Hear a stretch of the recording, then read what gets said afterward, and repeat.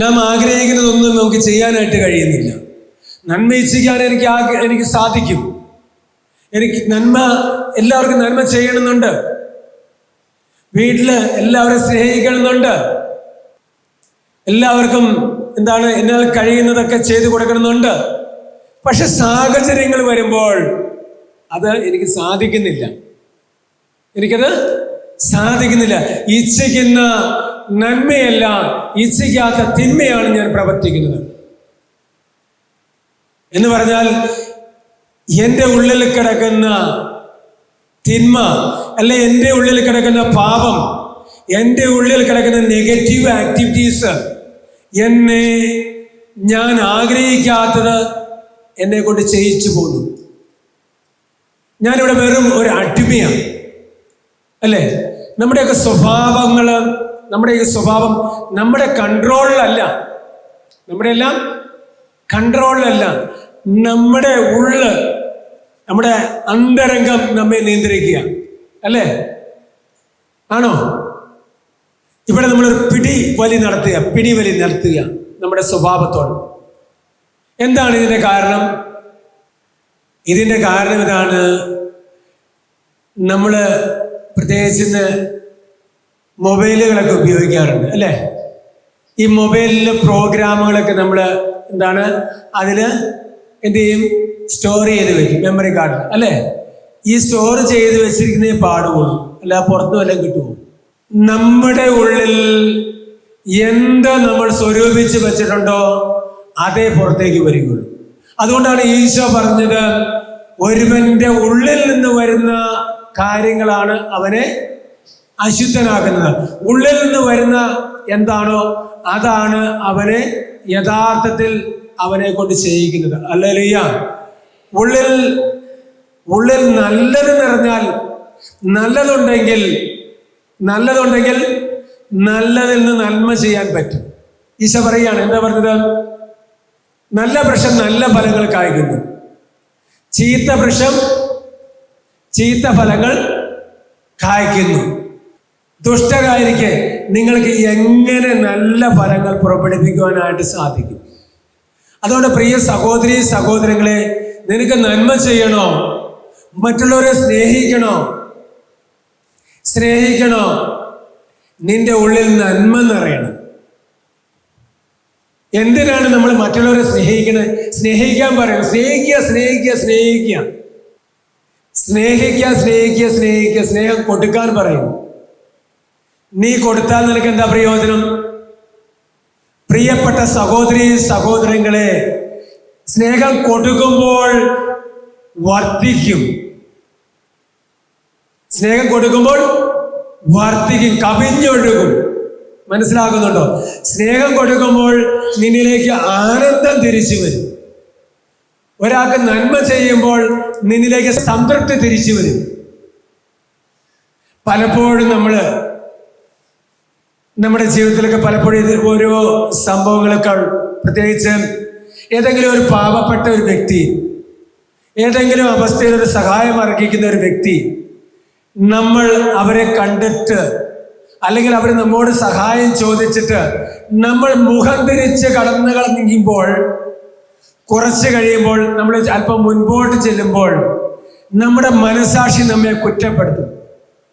അല്ലേലും ആ വ്യക്തി എൻ്റെ നേരെ ഒരു സഹായം ചോദിച്ചിട്ട്, അല്ലെങ്കിൽ ചോദിച്ചില്ലെങ്കിലും അവനത് സഹായം അർഹിക്കുന്നതായിട്ട് എൻ്റെ മനസാക്ഷി പറഞ്ഞിട്ട് എനിക്കത് ചെയ്യാൻ പറ്റാത്തതിലുള്ള ഒരു കുറ്റബോധം നിന്നെ അസ്വസ്ഥപ്പെടുത്തും. ശരിയാണോ എന്ന് പറഞ്ഞാൽ, നമ്മുടെ മനസാക്ഷി, നമ്മുടെ അന്തരംഗം എപ്പോഴും ദൈവത്തിന്റെ നന്മകളാൽ പൂരിതമാണ്. ഹല്ലേലൂയ. എല്ലാവർക്കും നന്മ ചെയ്യണമെന്ന് നമ്മുടെ അന്തരംഗം, നമ്മുടെ മനസാക്ഷി നിരന്തരം നമ്മെ പ്രചോദിപ്പിച്ചുകൊണ്ടിരിക്കുന്നു. ഹല്ലേലൂയ. എന്നാൽ നമ്മുടെ മനസ്സ് പലപ്പോഴും അതിന് അനുവദിക്കുന്നില്ല, അതിനെ ബ്ലോക്ക് ചെയ്യുന്നു. ഹല്ലേലൂയ. ഹല്ലേലൂയ. അതുകൊണ്ട് നമ്മുടെ ഉള്ളിന്റെ ഉള്ളില് നമ്മുടെ മനസാക്ഷിയും നമ്മുടെ ആത്മാവിന്റെ അന്തരംഗവും തമ്മിൽ നിരന്തരമായിട്ട് ഒരു സംഘർഷത്തിലാണ്. ഹല്ലേലൂയ. ഈ സംഘർഷം ഉള്ളത് കൊണ്ട് തന്നെ നമ്മൾക്ക് ഒരിക്കലും സ്വസ്ഥതയും സമാധാനവും ലഭിക്കുകയില്ല. Hallelujah, hallelujah. അതുകൊണ്ട് പ്രിയ സഹോദര സഹോദരി, നിനക്ക് യഥാർത്ഥമായ ആനന്ദവും സംതൃപ്തിയും സമാധാനവും നിന്റെ ഉള്ളിൽ നിനക്ക് അനുഭവിക്കണമെങ്കിൽ നീ നന്മ ചെയ്യണം. നീ മറ്റുള്ളവരെ സ്നേഹിക്കണം. അതുകൊണ്ടാണ് സ്നേഹം അയൽക്കാർക്ക് ഒരു ദ്രോഹവും ചെയ്യുന്നില്ല. സ്നേഹത്തിലൂടെ നീ വളരുന്നു. ഹല്ലേലൂയ. സ്നേഹത്തിലൂടെ നീ സംതൃപ്തിയിലേക്ക് വരുന്നു. ഹല്ലേലൂയ. സ്നേഹത്തിലൂടെ നീ സ്നേഹം കൊടുക്കുമ്പോൾ നീ സന്തോഷവാനായിട്ട് മാറുന്നു. Hallelujah, hallelujah. അതുകൊണ്ട് പ്രിയ സഹോദരങ്ങളെ, ഈ നിയമത്തിന്റെ സകലത്തിന്റെയും പൂർത്തീകരണം എന്താണ്? സ്നേഹിക്കുക, സ്നേഹിക്കുക, സ്നേഹിക്കുക, സ്നേഹിക്കുക. എങ്ങനെ സ്നേഹിക്കണം? എങ്ങനെ സ്നേഹിക്കണേ? യേശു പറഞ്ഞു, ഞാൻ നിങ്ങളെ സ്നേഹിച്ചതുപോലെ നിങ്ങൾ പരസ്പരം സ്നേഹിക്കണം. നിങ്ങൾ പരസ്പരം സ്നേഹിക്കണം. എങ്ങനെയാണ് ഞാൻ നിങ്ങളെ സ്നേഹിച്ചത്? യേശുവിനെ അറിയാമായിരുന്നു. യൂദാസ് ഇവൻ എന്റെ വഞ്ചകൻ, ഇവൻ വഞ്ചകനാണ്, ഇവൻ എന്നെ ഒറ്റിക്കൊടുക്കും, അറിയാമായിരുന്നു. പക്ഷേ ദൈവം ഒരു രാത്രി മുഴുവൻ പ്രാർത്ഥിച്ചിട്ടാണ് ഈ ശിഷ്യന്മാരെ തെരഞ്ഞെടുക്കുന്നത്, അല്ലേ? എന്നിട്ടും എന്തിനെ യൂദാസിനെ തെരഞ്ഞെടുത്തത്? ഇവനെ എത്തിക്കൊടുക്കുമെന്ന് അറിയാമായിരുന്നു. പക്ഷേ ഇവനിലൂടെ ദൈവഹിതം നിറവേറണം. അത് തന്നെയല്ല, ഒരുപക്ഷെ ഇവനൊരു മാനസാന്തരം സംഭവിച്ചെങ്കിലോ എന്നുകൂടി കർത്താവ് തീരുമാനിച്ചിരുന്നു. അതുകൊണ്ട് ഏറ്റവും അധികം സ്നേഹിച്ചത് യൂദാസിനെയാണ്. അതുകൊണ്ടാണ് അവന് കാര്യസ്ഥനായിട്ട് കർത്താവ് പണസഞ്ചിയും കയ്യിൽ കൊടുത്തത്. Hallelujah, hallelujah. പ്രിയ സഹോദരീ സഹോദരങ്ങളെ, നമ്മളും ഇതുപോലെ സ്നേഹിക്കണം. ശത്രുവിനെ സ്നേഹിക്കണം. നിന്നെ ദ്രോഹിക്കുന്നവരെ സ്നേഹിക്കണം. നിന്നെ അപമാനിക്കുന്നവരെ സ്നേഹിക്കണം. നിന്നെ ചവിട്ടിത്താഴ്ത്തുന്നവരെ സ്നേഹിക്കണം. നിന്നെ മാറ്റി നിർത്തുന്നവരെ സ്നേഹിക്കണം. അതുകൊണ്ടാണ് മത്തായിയുടെ സുവിശേഷം 5-ാം അധ്യായം നമ്മളൊന്ന് മൊത്തം വായിച്ചു നോക്കുക. ശത്രുവിനെ സ്നേഹിക്കുക, ശത്രുവിനെ നന്മ ചെയ്യുക, തോളോട് തോൾ ചേർത്ത് കൈയിട്ട് സ്നേഹിക്കുക.